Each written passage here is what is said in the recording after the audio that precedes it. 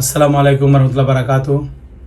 আজকে যে আমি প্রসঙ্গটা আলোচনা করবো এটি হলো আপনার সৌদি আরবে যে ছাত্র আন্দোলনের ব্যাপারে সৌদি আরব যে সৌদি সরকার যে সৌদি পুলিশ যে লোকগুলিকে ধরছে এবং দুবাইতে যে 57 লোকদেরকে আটক করছে আর 3জনকে যাবজ্জীবন কারাদণ্ড দিয়েছে। এই প্রসঙ্গে আমি কিছু আলোচনা আমি ফয়সাল আমার সাথে থাকবেন ইনশাআল্লাহ। স্টেপ বাই স্টেপ সম্পূর্ণ আমি আপনাদেরকে ধারণা দেওয়ার চেষ্টা করব। আমি এই কথাটা বলার আগে বাংলাদেশের দুটা কথা আমি বলবো। বাংলাদেশ ছাত্ররা যে আন্দোলন করছে, কোটা আন্দোলন, এবং যে আবু সাইদ শহীদ হলেন এবং অনেক ভাই শহীদ হয়েছেন, আর এই আন্দোলন এবং বর্তমানে বাংলাদেশ কিন্তু সবাই আতঙ্কে আছে। তারপরে আপনার এই আতঙ্কে থাকার কারণে এখন মানুষ জানছে না যে বাংলাদেশ সাধারণ মানুষ এখনও জানতে পারতেছে না যে কখন সঠিক হবে, কখন কী হবে। অনেকদিন নেট বন্ধ ছিল, তো এই কারণে সবাই কিন্তু একটা বিপদের সম্মুখীন আছে, যে চিন্তা ভাবনা করতে সামনে যে কী হবে। আপনাকে বলছি, সৌদি আরবে যারা আন্দোলন করছেন, আন্দোলন করে আপনি কী পাইলেন ভাই? আমরা কেন আসছি দেশে? আমরা এই সৌদি আরবে আসছি শুধু কাজ করার জন্য, কর্মী হিসাবে। আমরা এই দেশে আসছি আপনাদের স্বপ্ন একটা নিয়ে, যে বাংলাদেশে আমাদের পরিবার, মা বোন এবং আমাদের পরিবার আমরা ওইখানে রেখেছি। কেন? আমরা একটা স্বপ্ন আছি, আমরা সুখে থাকবো, আমরা টাকা পয়সা ইনকাম করে পরিবারকে সুখ দিব। এখানে আসার পরে আমরা যখন যে কিছু হইলি আমরা মাথা গরম হয়ে যাগা, আমরা আন্দোলন করি।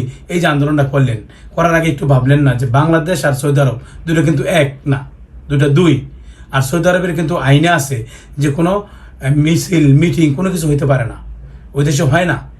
এটা আপনি যারাই পুরানো আছে বা যারা সৌদি আরবে যাওয়ার পরেই কিন্তু বুঝতে পারে যে সৌদি আরবের আইন, সৌদি আরবের যে পরিস্থিতি এবং সৌদি আরবের আইন কানুনের সাথে বাংলাদেশে কোনো কিছু মিল নাই।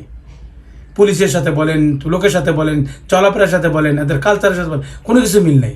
আর ওই দেশে আইনই আছে, কেউ আন্দোলন করতে পারবে না, কোনো মূল মিছিল করতে পারবে না, জোরে কোনো সিল্লে কোনো কিছু বলতে পারবে না, রাস্তাঘাটে কোনো গান বাজান যাবে না, রাস্তাঘাটে কোনো মাইকিং করা যাবে না। এটা সবাই জানে। জানার পরও যে আপনারা যে আন্দোলন করলেন রিয়াদে, করার পরে যে পরিস্থিতিটা হলো, এখন ভাবছেন যে বাংলাদেশের যে ভিসা সামনে বন্ধ হয়ে যায়, তাহলে যে বাংলাদেশের যে ভিসা যে বন্ধ হচ্ছে, আমাদের যে বাংলাদেশে যে প্রতিদিন গড়ে 4 থেকে 5 হাজার লোক ফ্লাই হচ্ছে আর 7 থেকে 8 হাজার ভিসা ইস্যু হচ্ছে, এটার পরিস্থিতিটা কী হবে? আমরা সৌদি আরবের বাজারটা হারাবো না? এমন করে আমাদের বিশ্বের সব বাজারে কিন্তু আস্তে আস্তে আমাদের বন্ধ হয়ে আসে। তাহলে আমরা যে বর্তমানে বাংলাদেশে বেকার যারা সৌদি আরবে আসে, বর্তমানে কিছু কর্মী কাজ করছে বা তার কর্মস্থান হচ্ছে, 2টা পয়সা ইনকাম করছে, এটা তো বন্ধ হয়ে যাবে। তো এগুলি করার আগে একটু চিন্তা ভাবনা করা উচিত। যারাই করেন ভাই, বিগত আগে আপনার 8 বছর ভিসা বন্ধ ছিল। কেন? একমাত্র আমার বাংলাদেশের পরিস্থিতির কারণে, বাংলাদেশের কর্মীদের কারণে। আমরা কিছু হইলেই কিন্তু একটা কিছু করে সারি। দেখেন, দুবাইতে 7-5 জন লোক বন্দী হয়েছে এবং দুবাইয়ের পরিস্থিতি এখনও আতঙ্কের মধ্যে আছে যে বাংলাদেশের জন্য কি করবে, এবং 3জনকে যাবজ্জীবন কারাদণ্ড দেওয়া হয়েছে। কেন? এরা ওই দেশের আইন এরা ভঙ্গ করছে। তা আপনি এক দেশে থাকবেন, ওই দেশের আইনকে সম্মান করতে হবে, ওই দেশের আইনকে আপনার শ্রদ্ধা জানাতে হবে, ওই দেশের সব কিছুকে আপনার মানতে হবে। আপনার মনে করতে হবে না। দেখেন, আপনার বাংলাদেশে আন্দোলন হয়েছে, ছাত্র আন্দোলন, এটা ভালো। কোটা আন্দোলন যেটা ভালো, আমার জন্য ভালো, আপনার জন্য ভালো, সবার জন্য ভালো, আমরা সাধারণতার জন্য ভালো।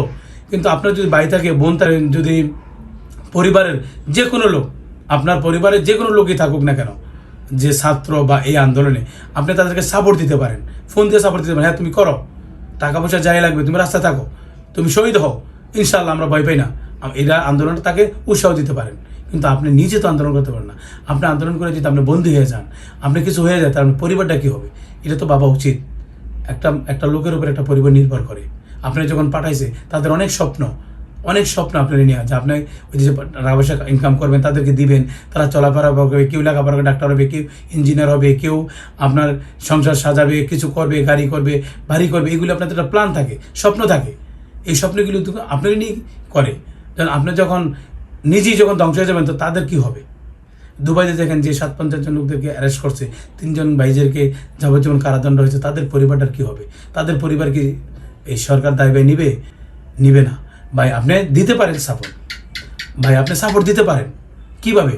আপনি তাদেরকে মন থেকে সাপোর্ট দিতে পারেন, টাকা পয়সাতে সাপোর্ট দিতে পারেন, আপনার পরিবারের লোকদের উৎসাহিত করতে পারেন, যাও ছাত্রদের সাথে থাকো, এটা করতে পারেন। দেখেন, এখন বর্তমানে সৌদি আরবে আতঙ্ক আছে, প্রতিটা শহরে কিন্তু লোক ধরছে, প্রতিটা শহরে কিন্তু চেক, যারে পাচ্ছে তারই ধরছে, বিশেষ করে বাংলাদেশের লোকদেরকে।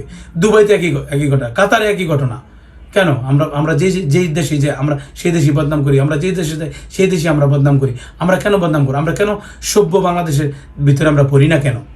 অবশ্যই আমরা আমাদের স্বভাব কি চিলাচিলি করা, মাইকিং করা, হইসই করা, একটা একজনের কথা বলে এটা শূন্য ফালাফালি করা, এটার পরে যে কী হবে, এটা রেজাল্টটা কী আসবে, এটা আমরা চিন্তা ভাবনা করি না। এটা আমাদের ভুল ভাই। আমরা প্রবাসে আসছি কেন? আমরা যেই দেশে থাকি ওই দেশকে সম্মান করতে হবে। হ্যাঁ ওইসে ওকে, বাংলাদেশে থাকলে ঠিক আছে, আমরা দেশে গেছেন ছুটিতে, ওকে আপনি এটাতে সংযুক্ত হন, সাপোর্ট দেন, কোনো সমস্যা নেই। বর্তমানে বাংলাদেশে কিন্তু সরকার আতঙ্কে আছে এবং বাংলাদেশের জনগণ আতঙ্ক আছে, সামনে কি হবে, পরিস্থিতি কি হবে। দুদিন পর পর আন্দোলন হচ্ছে, দুদিন পর আন্দোলন হচ্ছে, এর কারণে কিন্তু বাংলাদেশে আতঙ্ক আছে। যারা প্রবাসে থাকেন তাদের পরিবারে আপনারা কি সৌদি আন্দোলন করতে সৌদি সরকার ধরছে, সরকার সাহায্য দেবে, কোথা থেকে আপনি সহযোগিতা পাবেন? আশা করি বুঝতে পারছেন।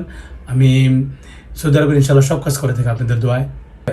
নাম্বার উঠে থাকি, পাসপোর্টের মালুমাত, জিয়ারা ভিসা, ফ্যামিলি ভিসার মেয়াদ বাড়ায় থাকি, উঠায় থাকি। উমরাতে লোক যদি কেউ যেতে চান আমি লোক দেশের থেকে নিতে পারি। তারপর আপনার লোক যারা হুরুপ্রাপ্ত, ইকামার মেয়াদ নাই, আপনি ফাইনালিতে লাগাই যেতে চান আমি দিতে পারি। বিশেষ করে যারা অবৈধ দরাদের দেশে যেতে চান তাদেরকেও আমি ইনশাল্লাহ দেশে পাঠিয়ে থাকি, আমার লোক আছে তাদের মাধ্যমে। এবং বিশেষ করে সৌদি আরবের সব কাজে আমি করে থাকি আপনাদের দোয়ায়। আপনি আর সৌদি আরবের ভিসা আমি দিয়ে থাকি, আমার কাছে ভালো কোম্পানির ভিসা আছে 3টা, আল নাহাদি, আল দাওয়া, আল লেমন। এবং আমি ইউরোপেরও কাজ করে থাকি আপনাদের দোয়ায়। নন সেনজেন দেশ আলবেনিয়া, সার্বিয়া, আর সেনজেনযুক্ত দেশ হলো আপনার অস্ট্রিয়া, স্লোভাকিয়া, বুলগেরিয়া। যদি কেউ যাওয়া থাকে আমার স্ক্রিন দেওয়া নাম্বারে যোগাযোগ করবেন। ইনশাআল্লাহ আমি সততার সাথে কাজ করে থাকি। এয়ারপোর্টের পিন আমি উঠাই থাকি, এয়ারপোর্টের পিন একবারে 2 দিন আমি দিয়ে থাকি। বিশেষ করে আমার ফ্যামিলিতে যারা সংযুক্ত তাদেরকে অসংখ্য ধন্যবাদ। আর যারা আমার ফ্যামিলিতে সদস্য নেই তাদেরকেও ধন্যবাদ। আমার ভিডিও যদি ভালো লাগে প্লিজ চ্যানেল সাবস্ক্রাইব করবেন, কমেন্ট করবেন, শেয়ার করবেন, লাইক দিলে সবচেয়ে বেশি খুশি হই।